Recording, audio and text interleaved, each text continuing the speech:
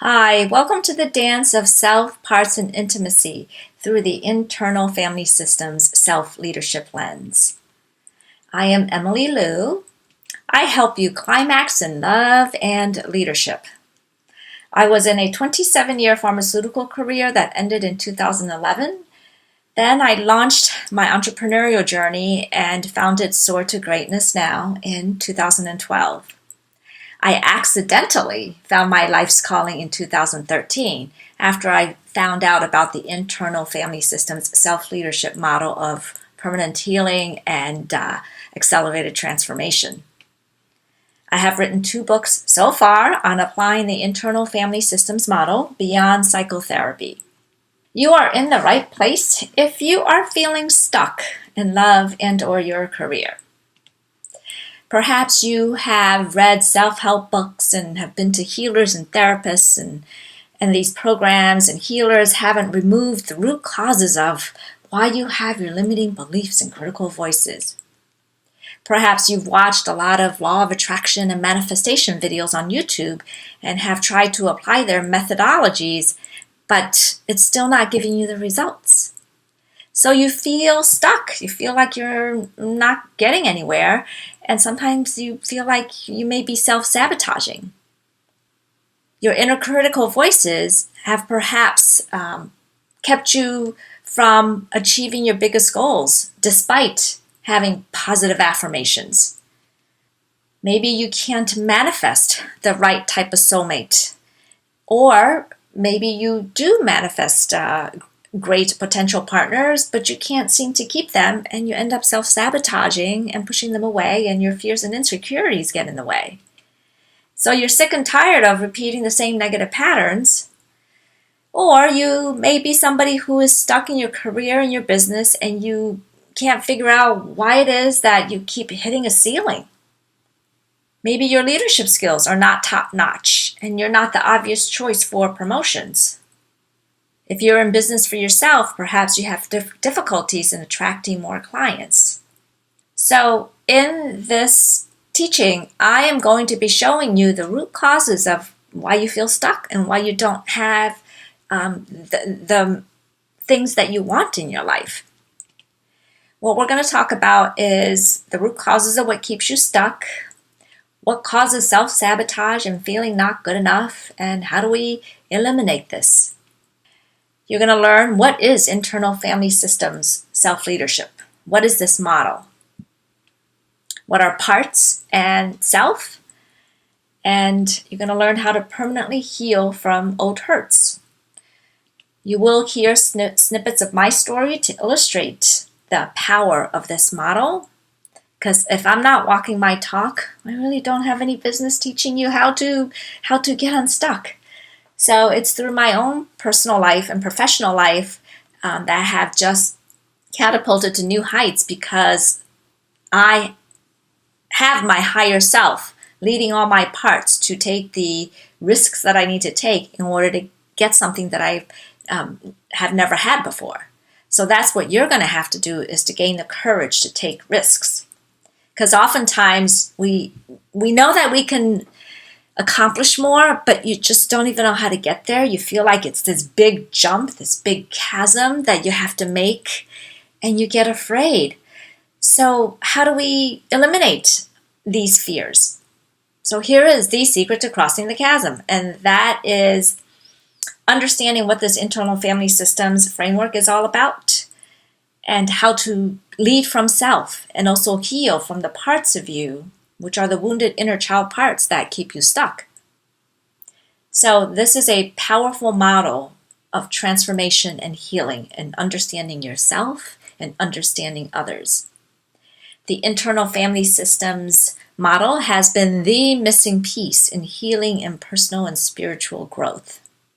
It's been largely sequestered in the therapy community because that's where all the trainings started. It started back in the 80s where Dr. Dick Schwartz discovered this model. I'll tell you a little bit more about Dr. Schwartz in a bit. So internal family systems is the missing piece in healing and personal and spiritual growth. This is beyond saying affirmations, I'm good enough and smart enough. Because if you tried any of that, you know that that doesn't work in the long term. It doesn't help you to reach your biggest goals.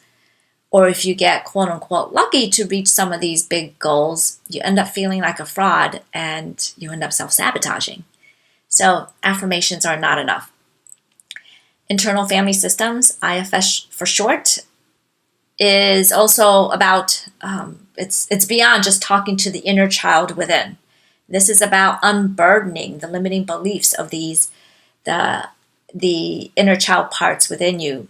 And it's about rebalancing all of your different parts so that you can gain the courage to take risks and go big with self-leadership via the internal family systems model.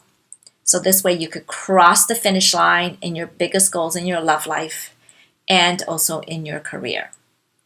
Now let's get into what are imposter syndrome and parts. Imposter syndrome, feeling like a fraud. Who do you think you are? You know, when you have opportunities to go bigger, and when you gain a promotion, or when you find that amazing partner, all of these downing voices come up. So imposter syndrome, as defined by Wikipedia, it's high-achieving individuals who are marked by inability to internalize their accomplishments, and they have a persistent fear of being exposed as a fraud. Despite external evidence of their competence, those exhibiting the syndrome remain convinced that they are frauds and do not deserve the success they have achieved. Proof of success is dismissed as luck, timing, or as a result of deceiving others into thinking they are more intelligent and competent than they believe themselves to be. Some studies suggest that imposter syndrome is particularly common among high-achieving women. There are plenty of men who also have imposter syndrome. Imposter syndrome leads to something that is called the Peter Principle, which is a principle in leadership that says that you rise to the level of your incompetence. And many leaders do rise to the level of their incompetence and they fall. So imposter syndrome looks like the devil versus the angel. There's a part of you that wants you to take risks and succeed, and then there's another part of you that is screaming into your ear saying things like, who do you think you are? You don't deserve this. You're not smart enough. You're not worthy of love. If you love too deeply, you're going to get abandoned. So, the power of internal family systems is that IFS removes imposter syndrome. It's the parts of you from the past that keep you stuck. I'm going to explain how parts cause imposter syndrome.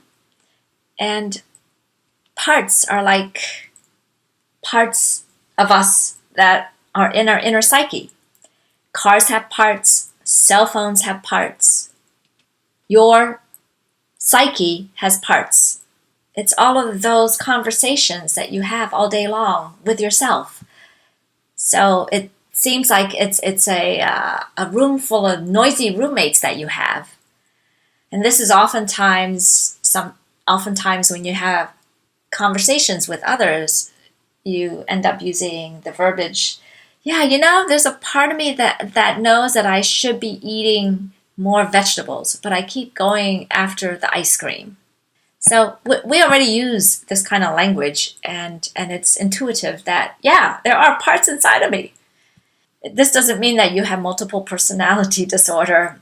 It's just the human experience. All of us have parts. So what is internal family systems? What is the process to remove the inner blocks? The IFS website, if you want to know more information, is ifs-institute.com. There's a lot of clinical information on that website.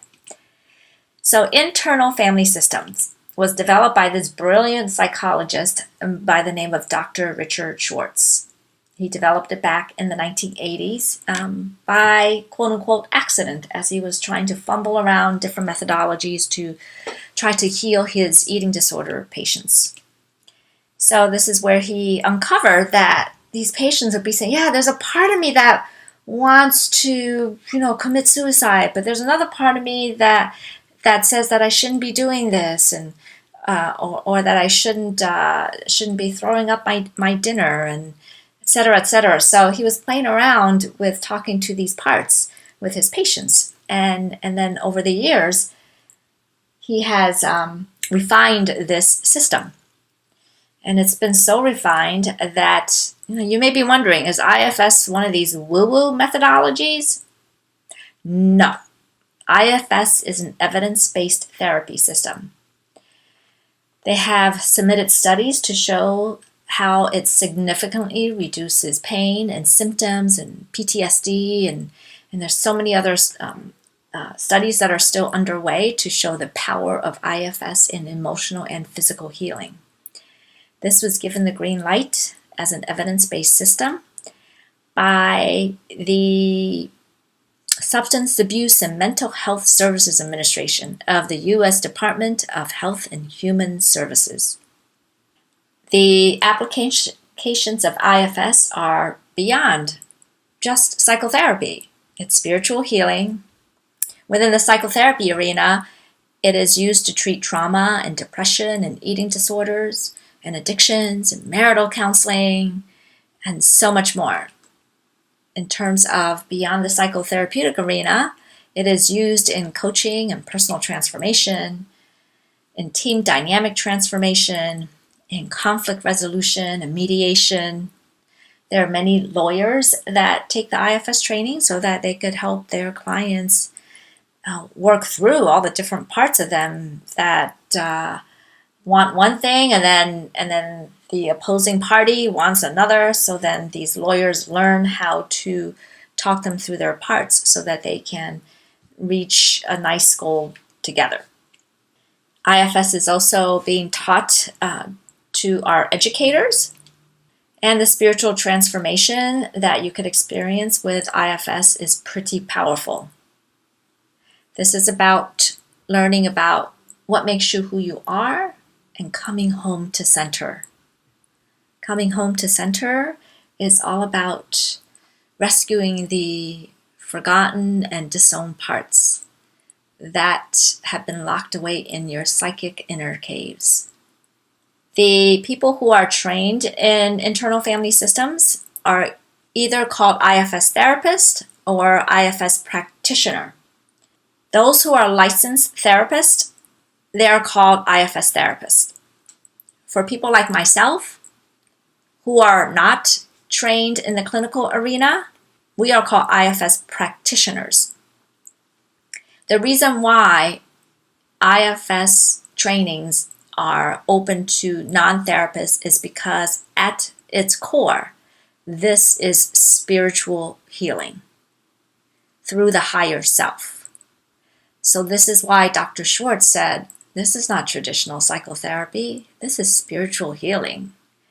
And that is why there are so many people who are non-therapists who are trained in this, and they take the modality, they take the framework, and they apply it to whatever their passion area is, whether it be leadership development, or their energy healing practices, or their health coaching practices. It has applications that are so broad.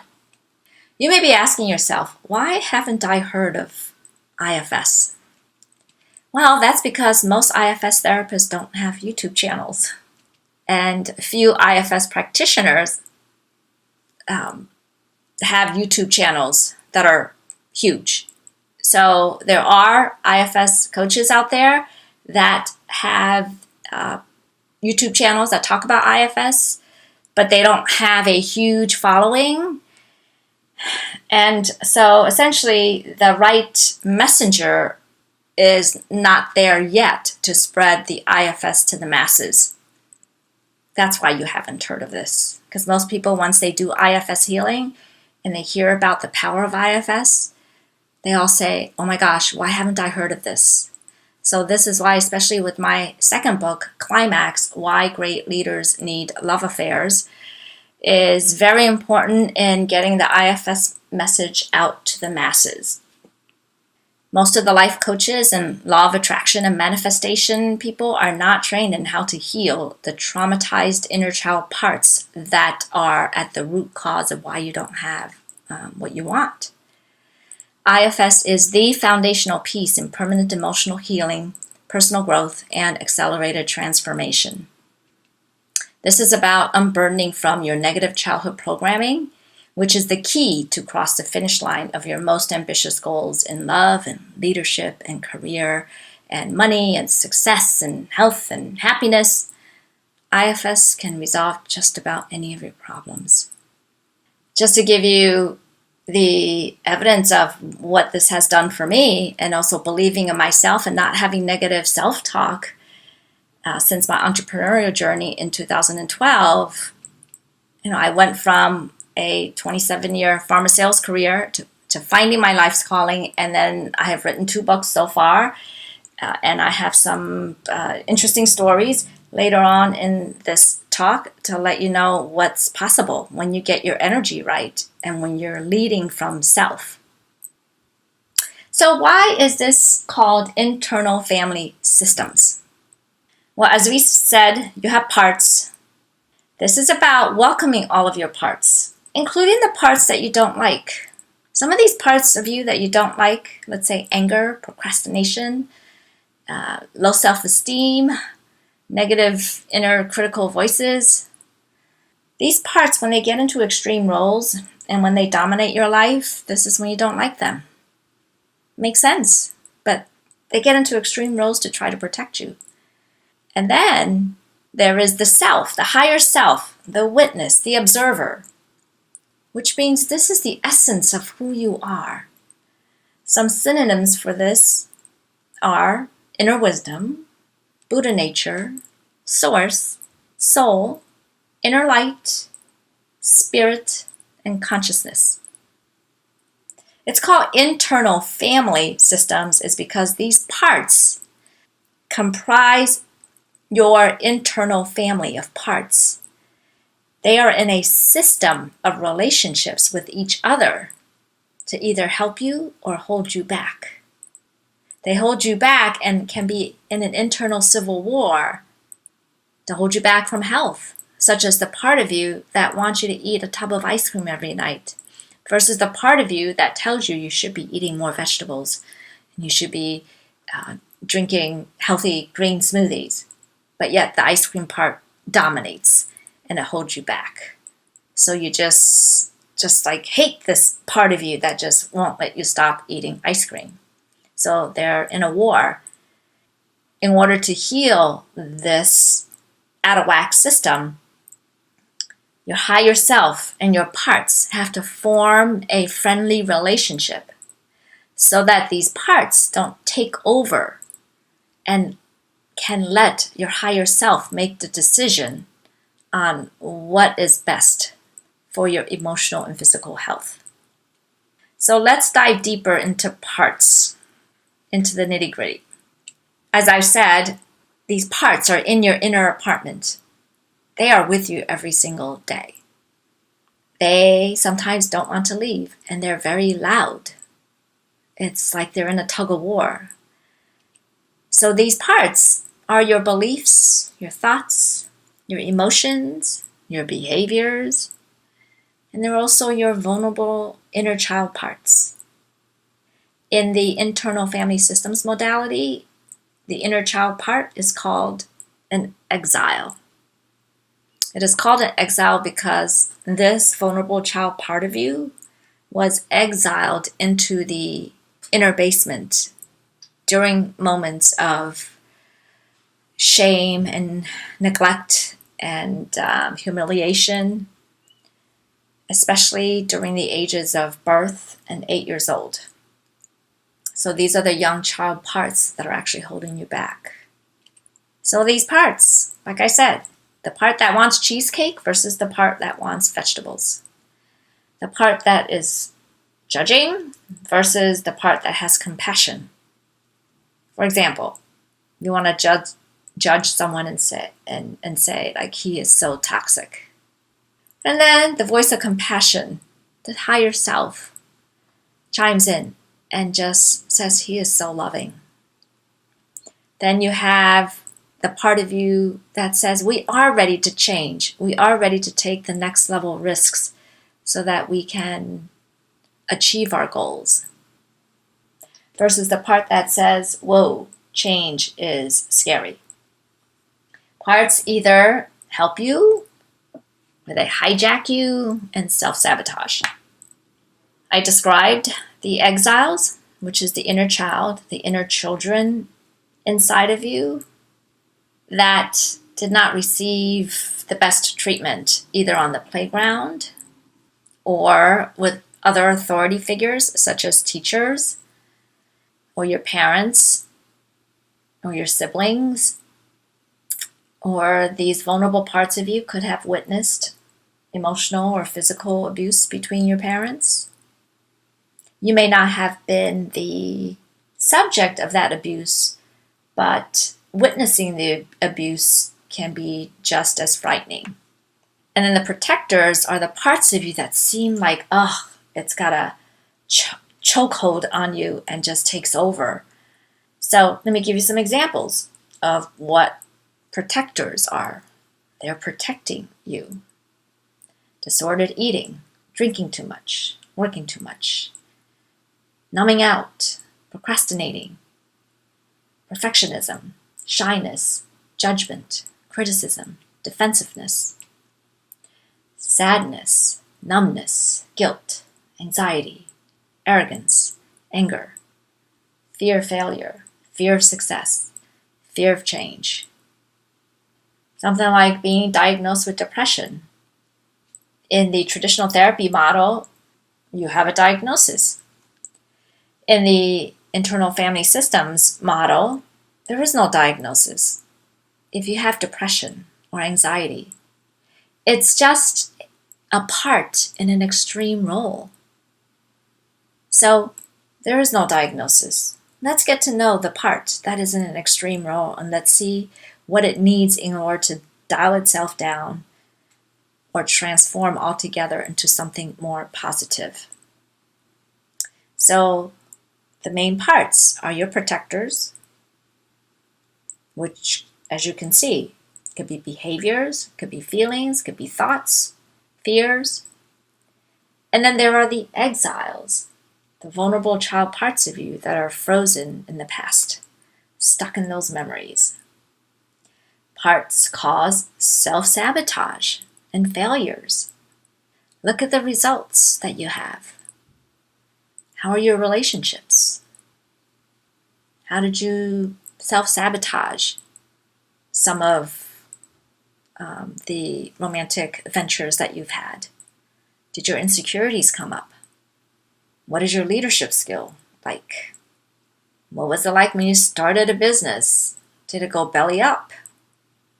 Did you make a lot of money and then just disappeared? Are you defensive and reactive? Passive aggressive? Are you grandiose? Masked up where people can't crack your armor? These are all parts in extreme roles. This is the reason why 2/3 of leaders fail. If you do not heal and unburden from the child parts that make you do some of these self-sabotaging behavior, you're going to fail. And parts contribute to 80% of new businesses failing. There's a saying that a business problem is not a business problem. It is a people problem. And that is the truth. Look at the data on relationship failures. Greater than 50% of divorces for first marriages. And the ones who aren't divorced, many of them are in dead, lifeless marriages with minimal sex. And then if you don't address the child parts of you that were never healed, and then you think that, okay, let me just get into a new relationship and find somebody else to love. If you don't heal from your traumatized parts, you're going to end up repeating the same pattern. This is more than likely the reason why second marriages, the divorce rate is greater than 70%. If you get divorced once, please do not go into another relationship until you have healed from the old ones and until you've done the work to unburden from the child parts of you that have contributed to failures and self-sabotage. That's the power of parts, your protectors, and the inner child, the exiles. Let's get to what is self. The good news with the internal family systems model is that all of these parts in extreme roles and chaos, self can come to the rescue.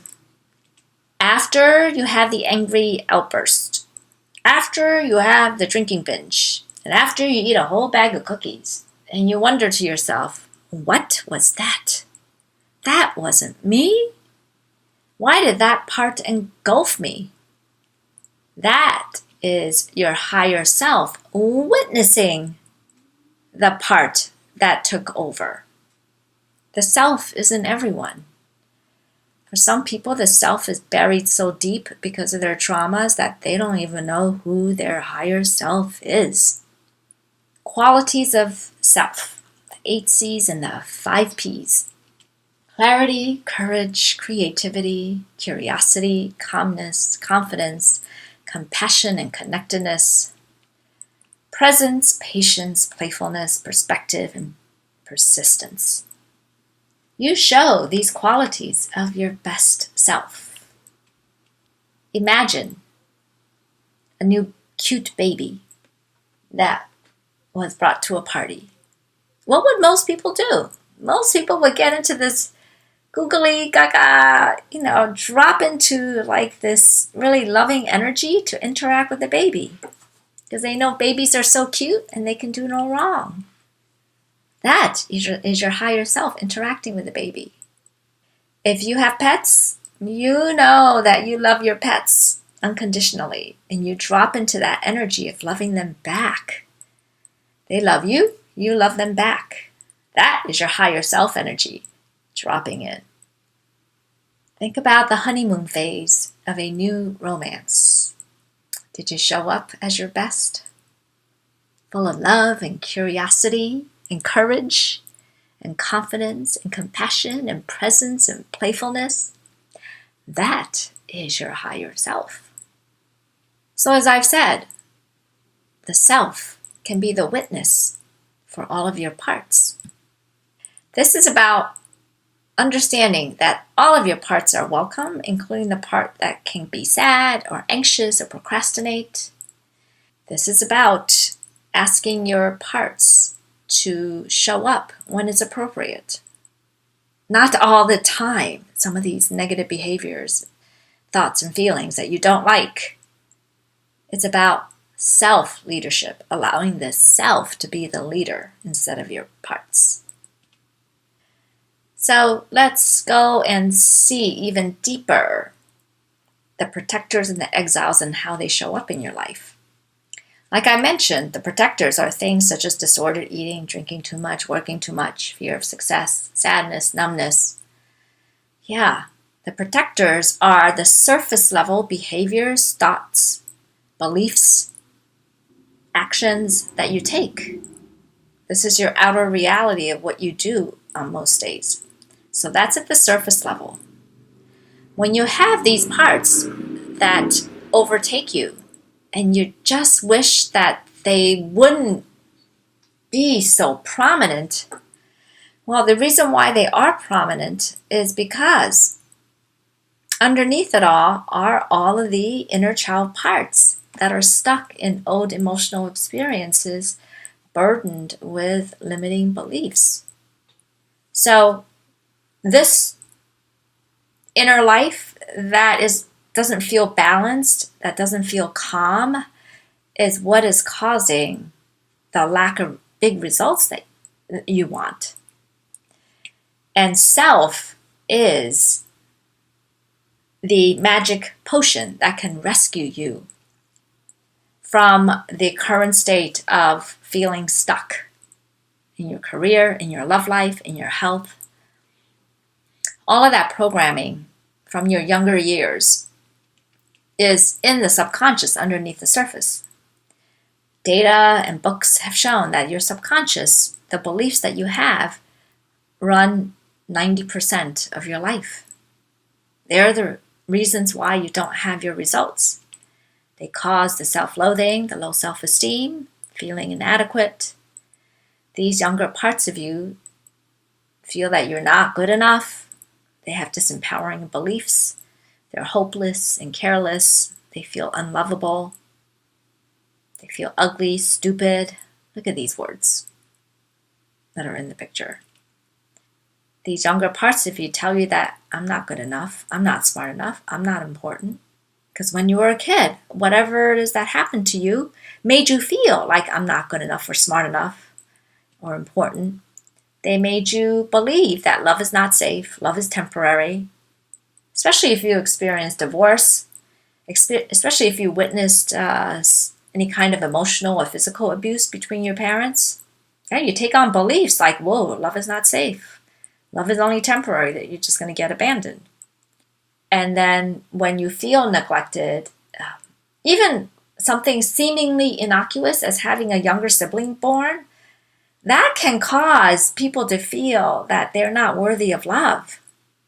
Mom was busy trying to feed your baby brother. You were 2 years old and mom stopped paying attention to you as much as she used to. So that 2-year-old has like a hypnotic brain. A 2-year-old cannot understand what an adult understands. So because mom is not playing with you as much, that 2-year-old takes on the belief, I must not be worthy of love.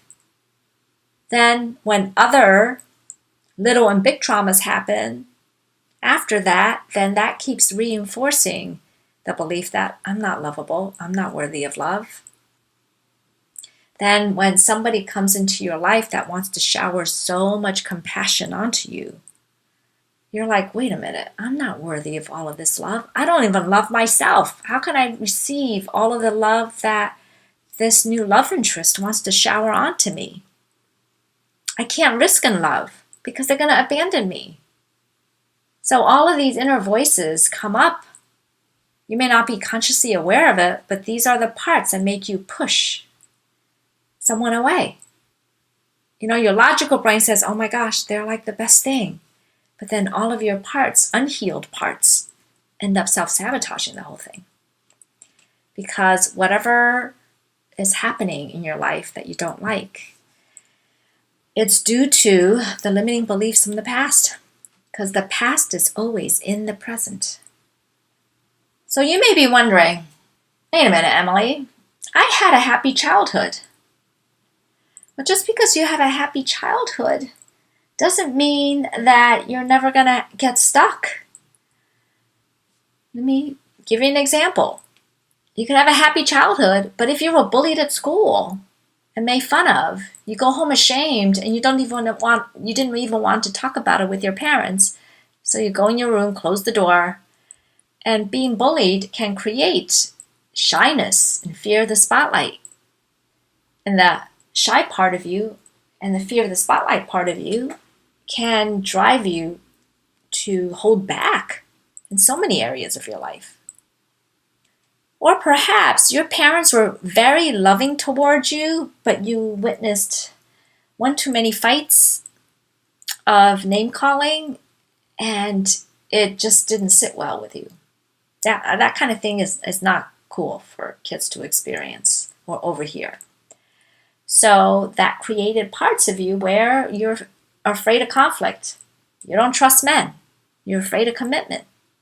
Or maybe you had a dad that was so successful and wanted to see you succeed, and he just spent so much time looking over your homework, would help you redo it 4 or 5 times to make sure that you got all A's.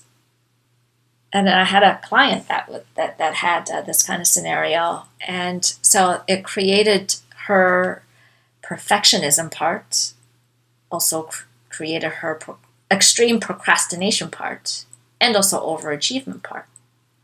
So that procrastination part didn't want her to make things perfect, because if she procrastinated until the last minute and finished the projects, and then the boss told her, this is not A-level work, I'll give you a B. If she got the feedback that that was B grade and she procrastinated and did it the last minute, she can rationalize and say, oh, yeah, well, of course I got a B. I waited until the last minute. Whereas if she did not wait until the last minute and she spent weeks on it, try to perfect it, and then the boss says this is B-level work. If she didn't procrastinate and she got B-level work, there is nothing for her to blame it on. And that would activate an original shame that she carries from childhood, that I'm not smart enough. See? Even when I try, I'm not smart enough. So even these things show up in the workplace. Your childhood shows up in the workplace in how you interact with your coworkers and also your bosses. Then let's get to romantic love. Romantic love triggers your biggest fears and insecurities. We go into romance bringing our emotional luggage with us. Then that emotional luggage of not feeling worthy of love, not feeling good enough, attractive enough, that is what's going to come out during conflict. That is what's going to come out during assumptions. You're just assuming things. I mean, so many people just assume, oh no, you didn't want to have sex, right? I just assumed you didn't want to have sex. And the way that you looked at me, I was trying to flirt, and so the biggest insecurities get activated. Instead of, let's say, the man in this case, instead of asking you, what was that about? I tried to be flirtatious and do a little foreplay, and then I feel rejected. Are you rejecting me, or is something else going on? So many people are afraid to say honestly what is really on their mind, and then that causes misunderstandings. And then they end up in couples counseling, which is what I end up doing a lot of. All of these couples that I have coached, it's their assumptions that have made the relationship unsafe. And it's so rewarding when we tease all of that out and unburden from all of these limiting beliefs and the negative self-talk that is in their head about, oh no, I don't feel loved. Oh wow, I must not be good enough. And they're just interpreting it in the wrong way. So your beliefs, thoughts, and feelings, the core of who you are, all show up in romantic love. I'm not attractive enough. I'm not rich enough. I'm second best. I'm not worthy of unconditional love. Love is not safe. I'll get electrocuted and abandoned again. I can't trust them to be loyal. So, within the context of a romantic relationship is your biggest opportunity to heal these parts of you. Because the spiritual purpose of romantic love is for your partner to be the secondary healer of your wounded parts. Notice I said secondary healer.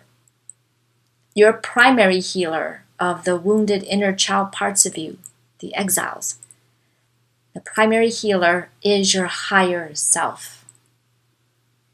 Then the final healing can happen through your partner. The reason why it is so important for a romantic partnership to heal these wounds is because you really get to know who you are in the context of a relationship, because a relationship brings up all your insecurities and your unhealed wounds. So it's triggering all these parts of you, and that's why if the dishwasher is unloaded in the wrong way, you end up getting mad at your partner. Or the toast is burnt, and then you end up getting into a temper tantrum. Well, it has nothing to do with the dishwasher or the toast. It has everything to do with how you're feeling not important, not loved, feeling unworthy. Yeah. This is all because we get hurt in the context of a relationship during childhood. In order to heal the wounded parts of us, we need to be in a relationship for the final healing of these wounded parts. So it's about learning how to hold space and be the secondary healer for your partner's parts. When you can do this right, this is where you could have insane emotional intimacy. Through the conflict resolution, through getting over your triggers. And this is not something that is easily done by yourself. One person has to be really interested in taking the relationship to the next level and to learn through courses like this or going to a therapist. And then the other person has to be on board with doing the personal growth work. So often, more men than women think that there's nothing wrong with me. I don't need to go to therapy. It's all you. Well, those men don't know any better. And you have to find ways of talking to them about this. And if they are someone that is really so adamant that there's nothing wrong with them and they're never going to go to therapy, you have to think twice on whether or not this is a person that you should be with in the long term. Because within the context of a relationship, you get to become the best version of you. You need another person to shine the flashlight onto the dark parts of you that still have not been healed. And you have to heal those parts in order to become the most extraordinary version of who you are. This is about finding spiritual home, where you welcome all parts of you and your partner, because that is intimacy. Intimacy is into me, you see. This is about seeing all the vulnerable parts of who you are, sharing your stories of how you were wounded, also holding compassionate space for each other's extreme parts. Maybe the angry part, maybe the part that has disordered eating, maybe the part that has insecurities around the body. It's speaking all of your vulnerabilities and sharing everything that you're afraid of and your biggest goals and your biggest insecurities.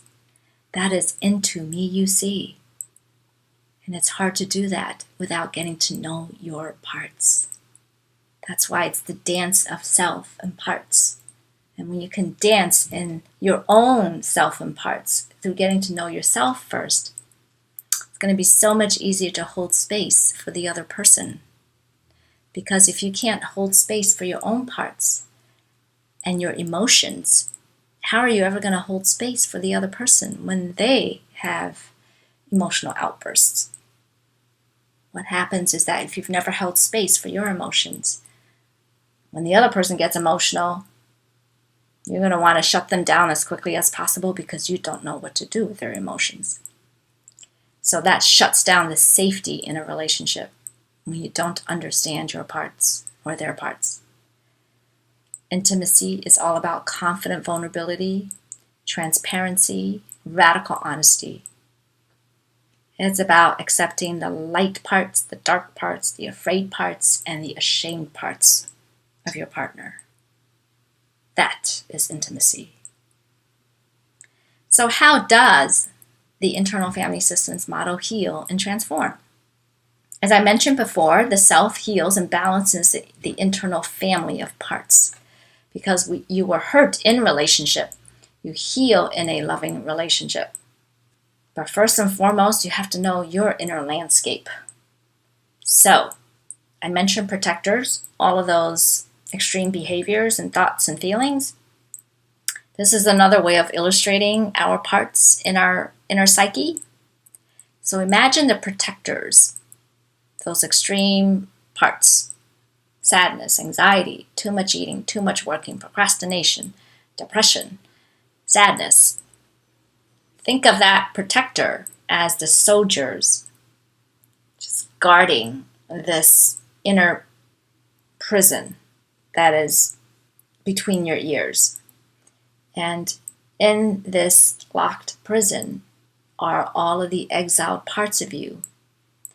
The inner child, the wounded inner child, inner children, the part of you that was bullied on the playground, the part of you where the teacher said you're never going to amount to anything, the part of you that was rejected during the junior high school dance, the part of you that was chubby and people made fun of you on the playground because you were huffing and puffing, the part of you that was discriminated against because you were a person of color.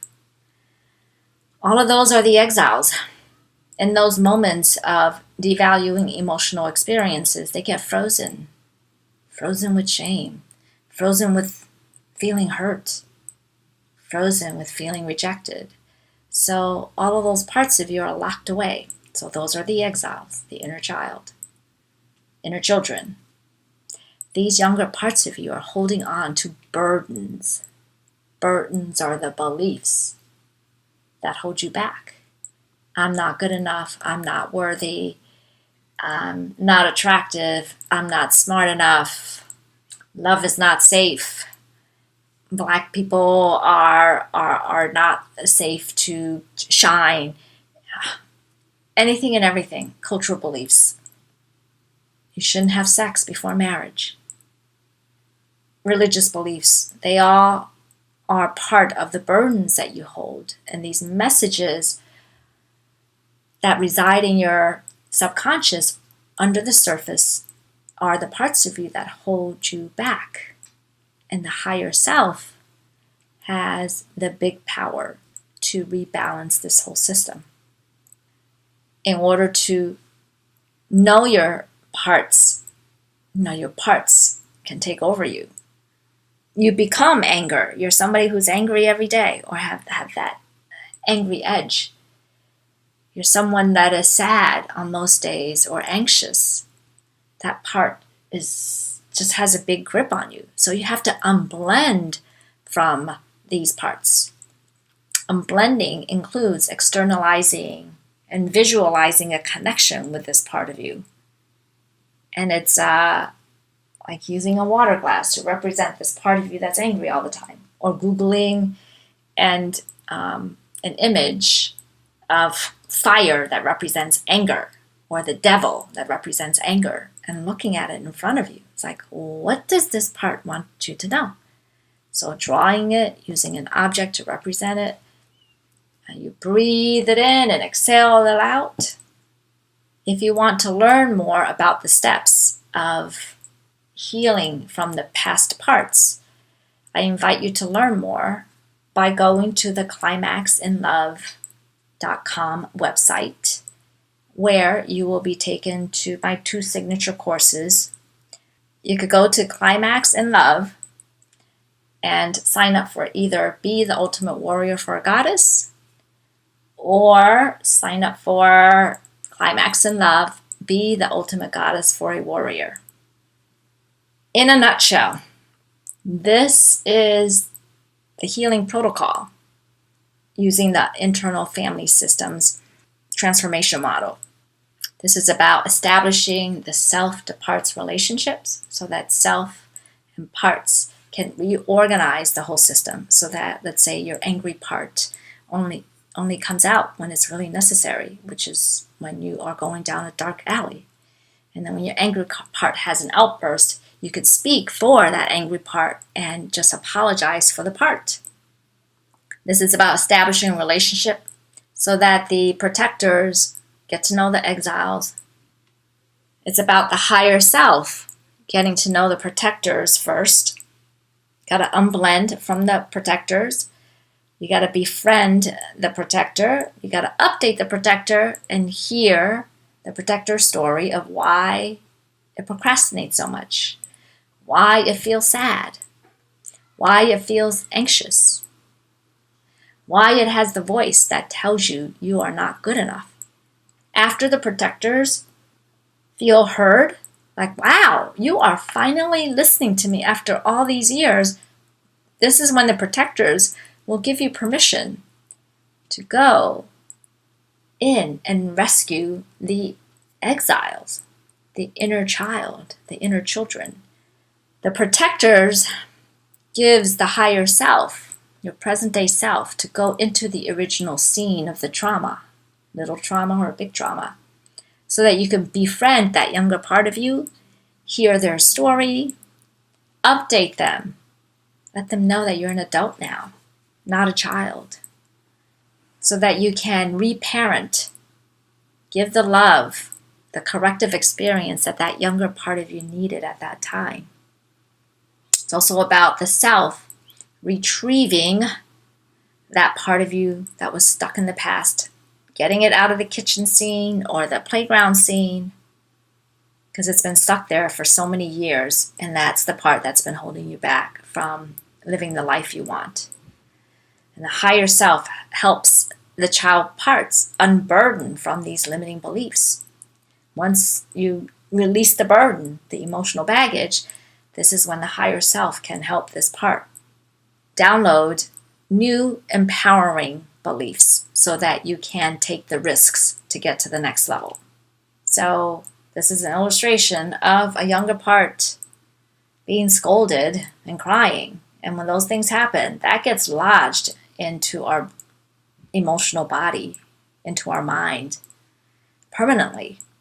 You may not remember the exact memories, but this work, getting to know the protectors first, is going to allow the protectors to show you the scene or the scenes you have forgotten about. When the protectors feel that you finally have heard my story of why I keep so much weight on you because I don't want you to be abused again, that's when the protector's like, okay, finally, you can go back there and rescue that part of you so that your present day self can form this relationship with this younger part of you and say, let's go, let's get out of this scene. You're with me, you're safe. So this is about your higher self, having that relationship not only with your younger part, but also with the protectors that protected them all of these years. It's about reintegrating with the protectors. And once the protectors see that you have unburdened from the past and have rescued that part out of the original scene, that's when they can transform into new roles or decrease the intensity. This is about having the higher self be the leader of your parts. To say, if you're anxious, if you're not receiving the text from your new love interest, to say, don't worry, we have plenty of evidence that he's not abandoning us. I know it's been a few hours since we received the text, but because he means so much to us, whoa, we're getting into that younger part that just believes that she's not lovable, she's not attractive enough, and that younger part where daddy just did not pay attention to her. Whoa, we got lots of crumbs of validation from this new guy, but then he's pulled back and he hasn't answered me in a half a day, and I texted him 6 hours ago. Whoa! This is when your higher self says, don't worry, calm down. Everything's okay. That's how you have that higher self and parts relationship so that you can minimize them from overtaking you. So this is all about a balance, balancing the whole system. Let me share another way of looking at protectors protecting exiles so you can understand this framework. So I mentioned disordered eating, drinking too much, working too much, numbing, procrastinating, perfectionism, judgment, sadness, numbness. If you have any of these behaviors that are in extreme, when you do the healing, this is when these parts can dial it down. Arrogance can be dialed down. You don't need to be so self-centered anymore to get attention. You're giving attention to the young, wounded part that never felt like they had enough attention. So no, don't worry. We don't need to be boasting about ourselves.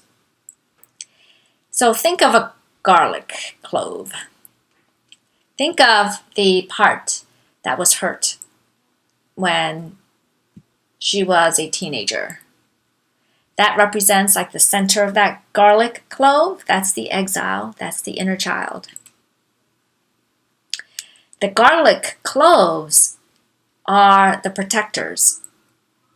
So you see how that one exile or two can create so many protective parts of you. Maybe you ended up eating too much, drinking too much, working too much, numbing out.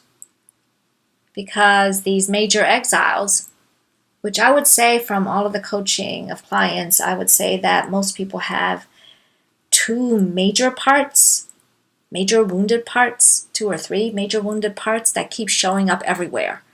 In their love life, in their career, in their health. When we get to know the protectors, the eating too much part, or the judgment part, it keeps going back to the same part.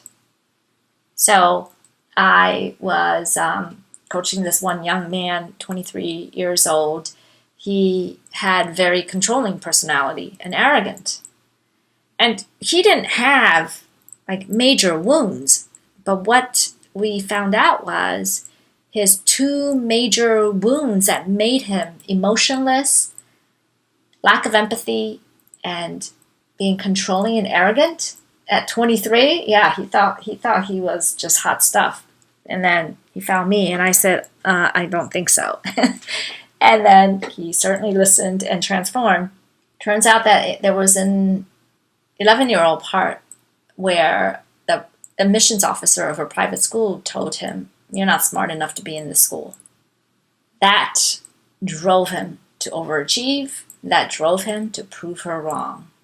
Eventually he did get into the school, but that little trauma, quote unquote, made him controlling, made him just be a jerk. And then another part that showed up, especially in relationships, platonic and romantic, is 10-year-old part of him that was stuck in a park bench scene where his Coke or some soda spilled and he was crying. And his mother or father said, "Stop crying. Can't do that." So he was not allowed to show his emotion, and that shut his emotion down for good. When we worked on that part and unburdened and brought that part into the present, he changed so much after our coaching sessions. It was incredible to witness. So his higher self now recognized, oh my gosh, no wonder I needed to control people. No wonder I couldn't hold space for my girlfriend's emotions. I couldn't hold space for my own. I shut it down. So afterwards, he became much more compassionate, can hold space and not controlling. He became curious instead of furious. And it's all because he's leading from self, not from his parts. And he can apologize for these parts and be vulnerable. And that's the beauty of vulnerability, is that when you are vulnerable with people, you gain a tremendous amount of respect from other people. Yeah, and that's how you become a great leader and also a great romantic partner. Because if you're honest and vulnerable, there's no greater doorway to safety and feeling trust of another person than honesty, vulnerability, and transparency. It's difficult to be honest, vulnerable, and transparent until you've done the work to heal your wounded parts. Now on this slide, I have the word judgment highlighted in pink. I want to share that when you judge others and criticize them, you're actually judging yourself. We judge when we see a part of us that we don't like in another person. And then we also judge if we witness a part of someone where they're fearless in their expression of who they are. If we don't have the courage to show that part of us, then instead of feeling so badly about ourselves, we're going to judge and point the finger at the other person. Let me give you a real life example. I was at a workshop, 5-day workshop on learning how to lead retreats. So there were about 30 people in this workshop. And on the second day of this workshop, this woman came up to me and said, "Emily, I need to sit right next to you today to get to know you. You triggered me from the moment you opened your mouth. I was judging you, and I want to know who you are, so I stopped judging." This woman was a therapist, so she was bold enough to come up to me to say that. And she basically said, I was so jealous that you had that power to like own who you are and tell your story in that impromptu 90-second introduction. It came from your soul. And I couldn't stand that you were so powerful in your light. I wished I had your power. So I wanted to judge and criticize you, but I made a U-turn into myself and said, what is it about myself that I'm disowning? So she had not been putting herself out there, and she had not had the courage to express all of who she is. And that's the reason why she was judging me. And she had the courage to come up to me to say that. So that's an example of judging someone that looks like they have all of their you-know-what together. And instead of judging, you should really make the U-turn to get curious about yourself. Whoa, why am I jealous? What is it about them that is activating me to feel this way? Is it because they're taking risks and doing great things in their life, and I wished I had the power to do that? Is that why I'm judging? Okay, is the reason why mom is always criticizing my outfits and how I look, is it because she doesn't feel good about how she looks because she hasn't taken care of herself? Yeah, when parents are critical of you and you know that you've got great things going on for you, they're being critical because it's not really about you, it's about them. It is about them when they cannot hold space for you. So that's what I want to say about judgment. Let's have another example. Fear of change plus procrastination. In getting to know this part, you really want to say, like, what are you afraid of if you do become your best self and you did get what you want? Yeah, there's a part that says, I know you want to reach these big goals, but no, I can't have you do that. So you got to ask, what are you afraid of if you become your best self? Then what would happen? Then what? What would that remind you of? Because whatever you're afraid of, it's going to remind you of something that happened in the past. Who is that exile that doesn't feel worthy of love or worthy of success? So this is an example of the internal family systems modality of healing. And in my Climax in Love class, that's where I take you through the steps that are necessary to get to know these parts of you that hold you back. So with the IFS model of transformation, you could go from, who do you think you are, to like, here I am, world. Look at me. It's not about a narcissistic look at me. It's about, these are my gifts. I am here to inspire you with my story and my gifts. My gifts are here to change your lives. So the spotlight is not about you. The spotlight is what gets to happen to other people through you. This is the classic example of Oprah. Oprah's in the spotlight, but it's not about Oprah. It's about her messages and her gifts and how they get to change your life as a result of her gifts of being in the spotlight. So having all of that self-love through rescuing all of the parts of you that are stuck in the past that don't feel worthy, when you do the work, it gets rid of the imposter syndrome so that you don't feel like a fraud, whether in business or in your personal life. Self-love is about rescuing all of the wounded parts of you out of the past. Self-love is about understanding why you procrastinate, why you have disordered eating, why your protectors are the way that they are, and then instead of hating them, self-love is about having compassion for why they did what they did. And self-love is about finally looking at the little girls or the little boys in the mirror and say, I've got you. I've got you. I'm so sorry I've left you on that playground since 8 years old. Here I am. I love you. That is self-love. And the beauty of the internal family systems framework and understanding self and parts is that when your parts do act out, and they will, the more you get to know your parts, the more courage you're going to have to speak for them and not from them. So instead of being blended with anger, you speak for anger from calm energy. For example, based on the tone of your feedback, I'm starting to feel defensive and angry. Can you clarify and restate your frustrations so that my angry part can be subdued? Oftentimes when people don't know how to speak to us in the right way and you are feeling like you're attacked because they're pointing fingers at you, this is where you're like, whoa, can we chill out a little bit? Can we have a do-over? Is it possible for you to speak in a calmer tone and use I language? I feel, not you did this, you did that. Why are you doing this? So you have the power to give the direction to the other person to say, can we do that over again?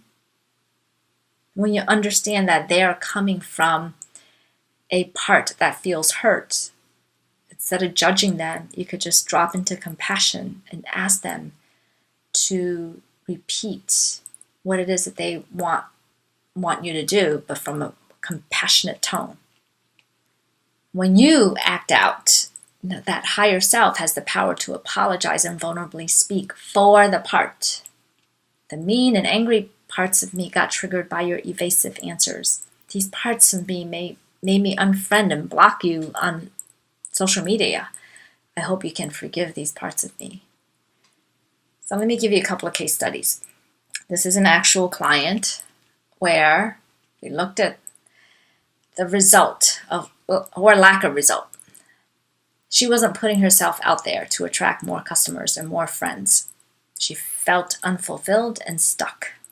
So that was the surface level problem. That was a symptom.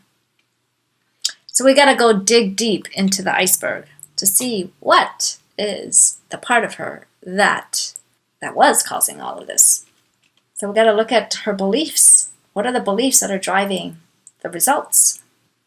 So when you have a belief about yourself, such as I'm not worthy, I'm not good enough, that creates the inner conversations that you have, the thoughts, and those thoughts make you feel a certain way.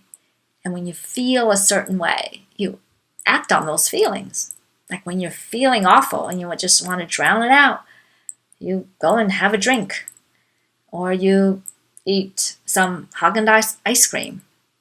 So there's a belief under there that is causing you to act in a certain way. So with this particular client, the beliefs were she was African American. That's not her real picture. That is a stock photo. I'm not white enough. I'm not smart enough. I don't belong. She had discrimination events during childhood, and those were painful events that were stuck in her emotional body. So her thoughts were, I don't have anything interesting to say. She couldn't attract more clients. She was just afraid to put herself out there, networking and going to conferences. She would just stick by her business partner and let him do all the work. So she just felt stuck.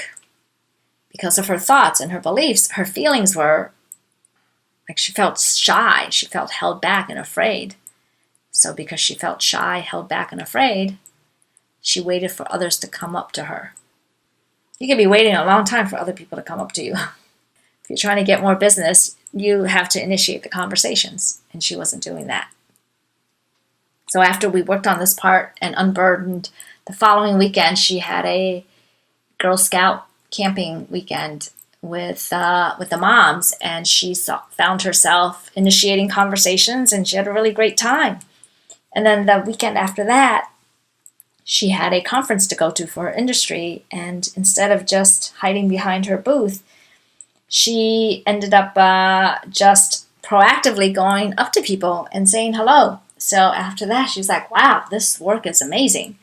She told her younger part, like, don't worry, we're not going to get discriminated against. No one is going to emotionally abuse us because we're a person of color. So this stuff goes deep. And let me give you another story of, this is my very first IFS client back in 2013. And it was so powerful. He was somebody that I met at a networking group that didn't feel good as far as where his business was going. It really wasn't going anywhere. He had many fancy diplomas and had had a great corporate career, but having to put himself out there, it just wasn't doing it.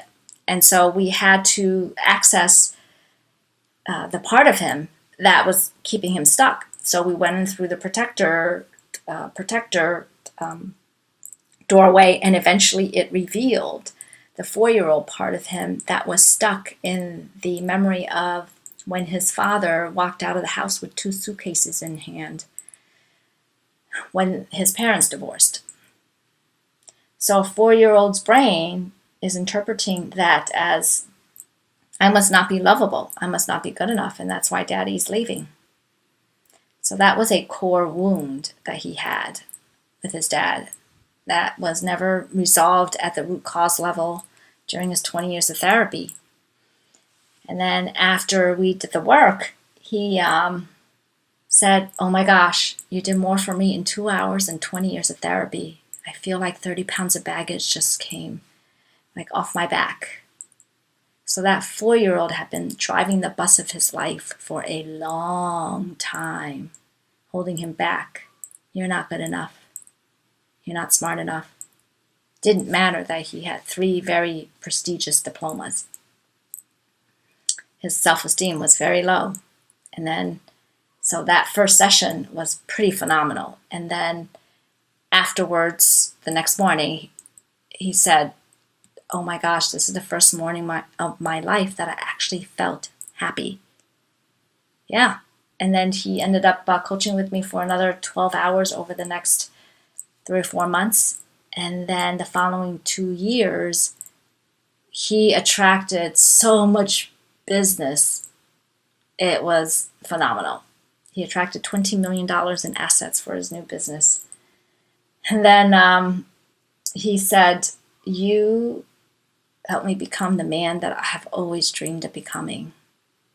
I can finally live my life as a happy man." And this was a guy in his 40s, and it was so rewarding.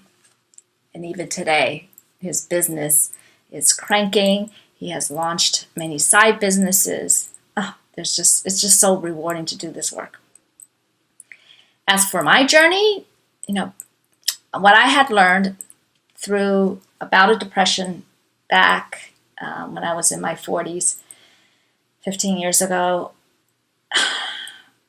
that the depression was caused by the younger part of me that was growing in my belly back in 1960. Not my belly, my mother's belly back in 1962, where she wished for a boy, and I came out as a girl.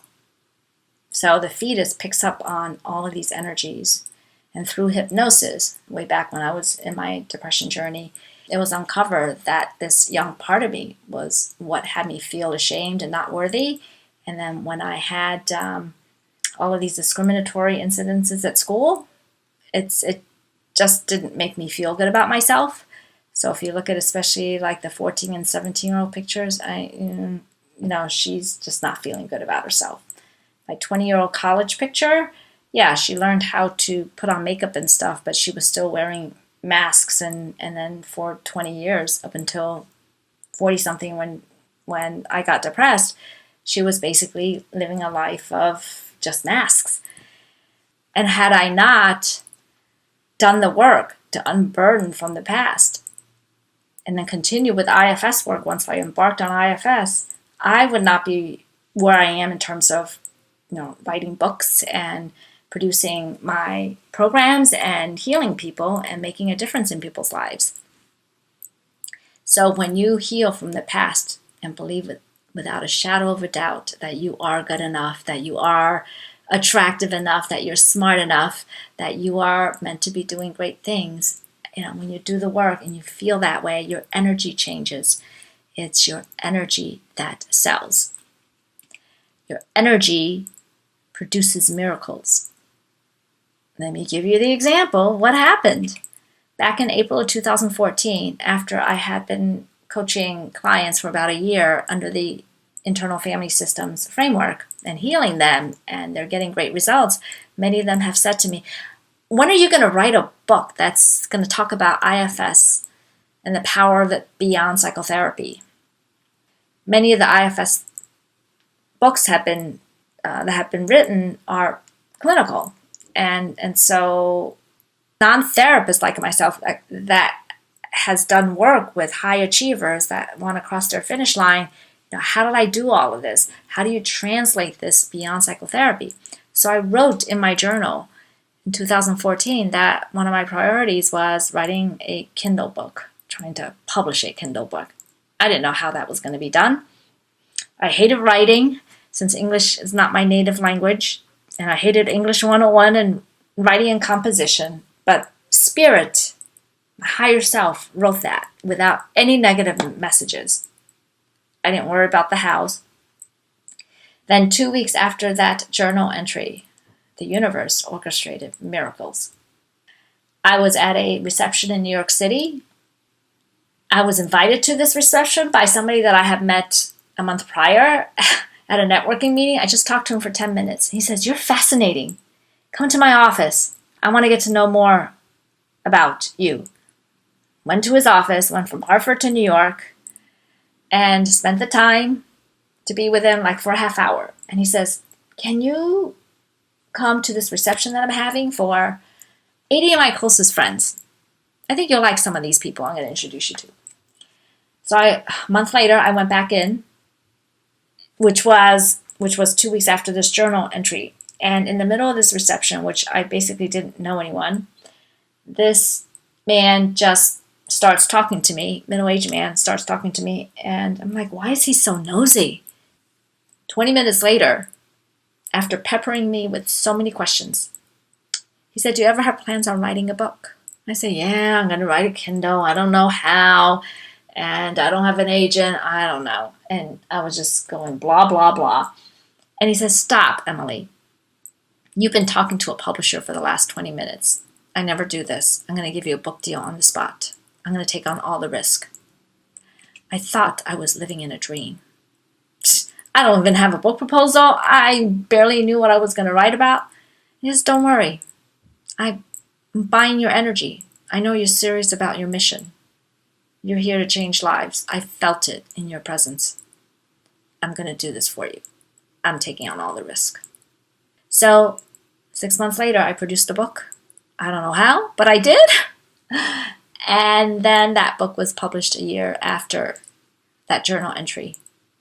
And then now, the second book, published in October of 2020, CLIMAX, Why Great Leaders Need Love Affairs, an Enlightening Leadership Fable.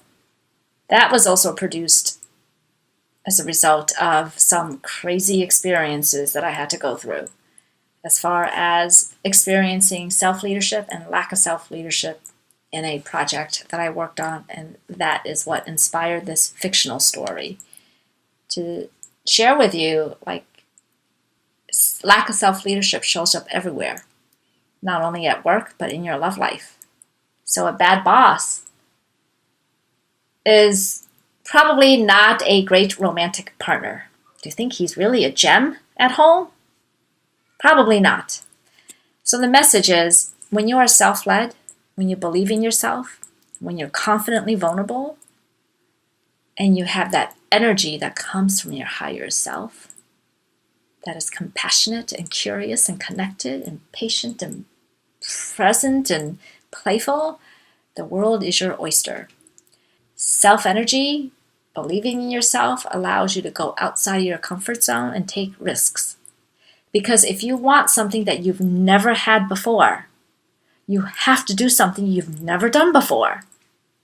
If you keep doing the same thing over and over again, and you expect different results, that's insanity, because you know that different results are not going to happen.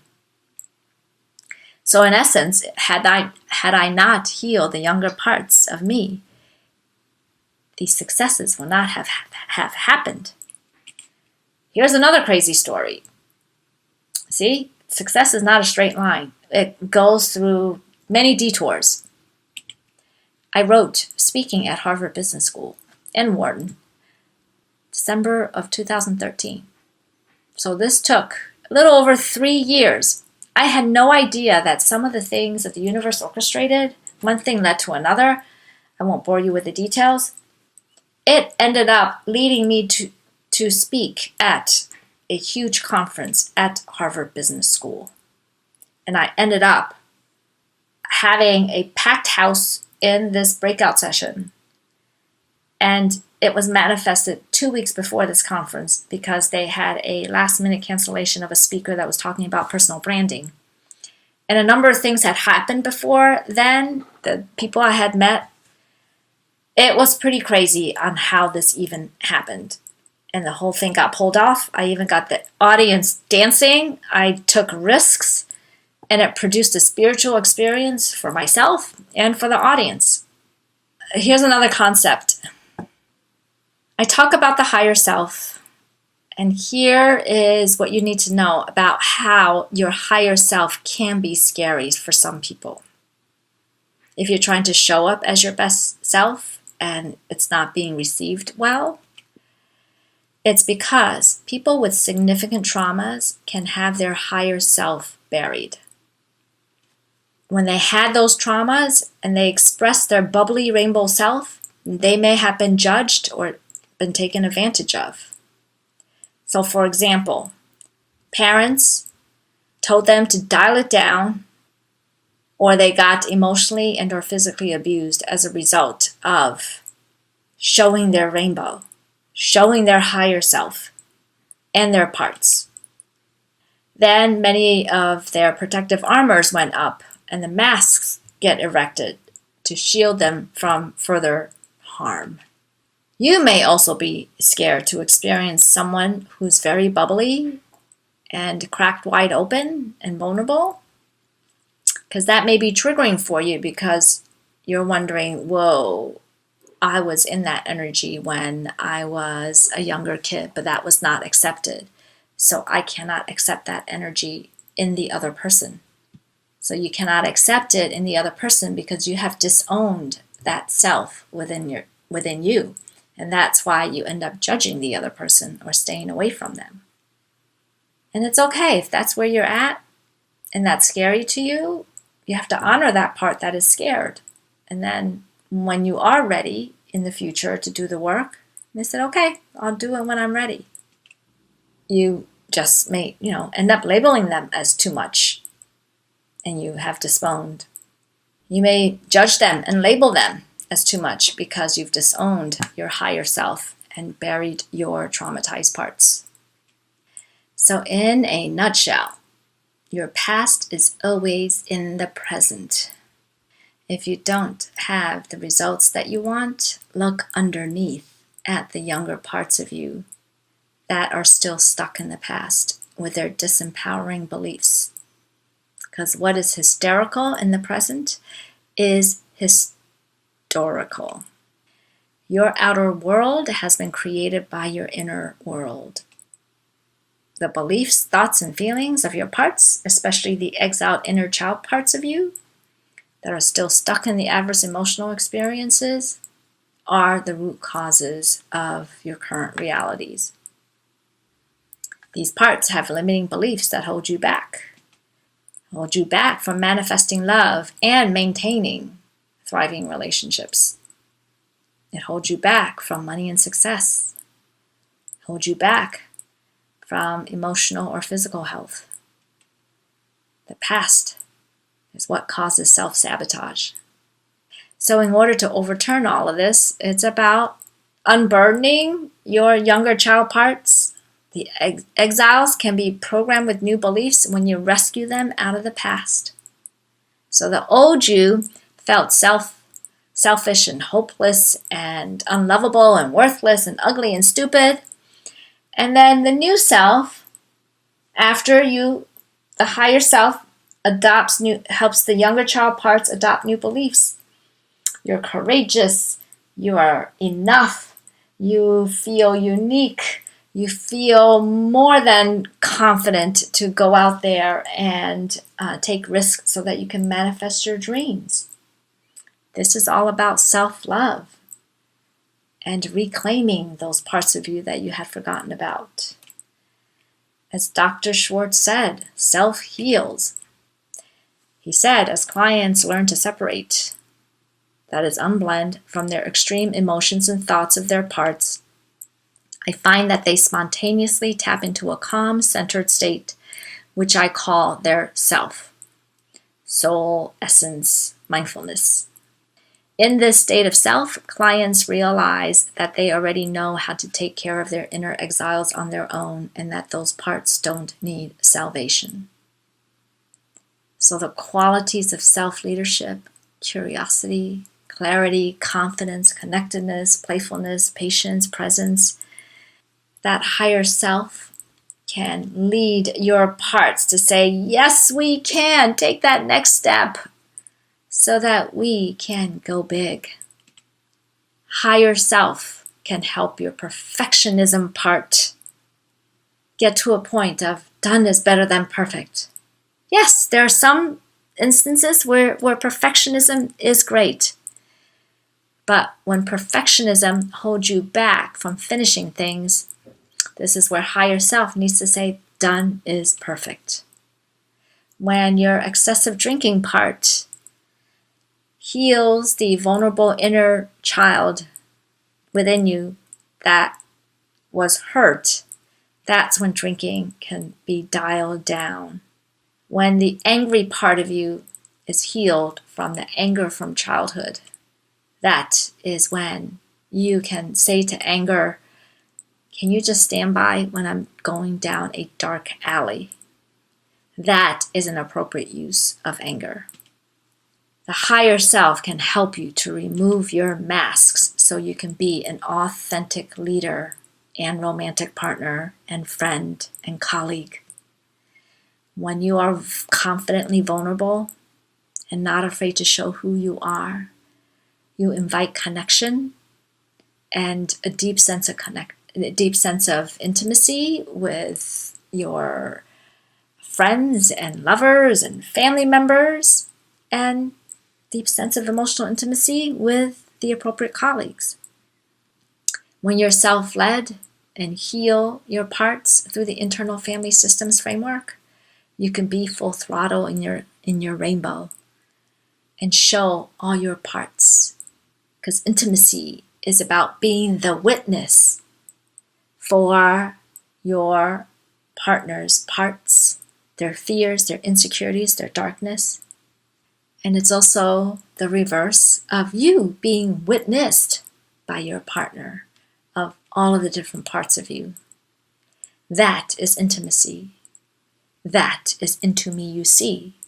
That is the dance of your parts and intertwining with each other. And even if they act out, you know how to speak for them and apologize for them. That's how you build intimacy, is through navigating conflicts and frustrations. So with IFS, Internal Family Systems, Self-Leadership Transformation Model, you get to that state of self-energy with just bright aura, because everything is about energy. Energy cells. When you feel I am good enough, I am smart enough, I am worthy, that is when the world is your oyster to attract not only your business opportunities, but also to attract and keep amazing love. This is where, when you understand who you are and can hold space for your own vulnerabilities, this is when you can hold space for your partner's vulnerabilities, to be the witness and to be witnessed. That is intimacy. That is knowing your parts and leading through self.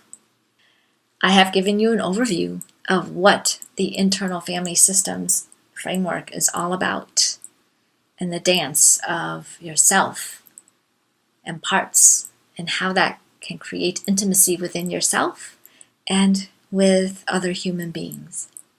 If you want to take this further, I recommend reading my books, How to Permanently Erase Negative Self-Talk, so you could be extraordinary. It's under my former name, Emily Filoramo. And then I invite you to go to climaxinlove.com and check out my courses on Climax in Love, Be the Ultimate Warrior for a Goddess. Climax in Love, Be the Ultimate Goddess for a Warrior. And I encourage you to read my latest book, Climax, Why Great Leaders Need Love Affairs. You're going to learn a lot about yourself and a lot about other people through this story. If you want to see if one-on-one coaching is the right fit for you, you can contact me at Emily@greatloveandleadership.com.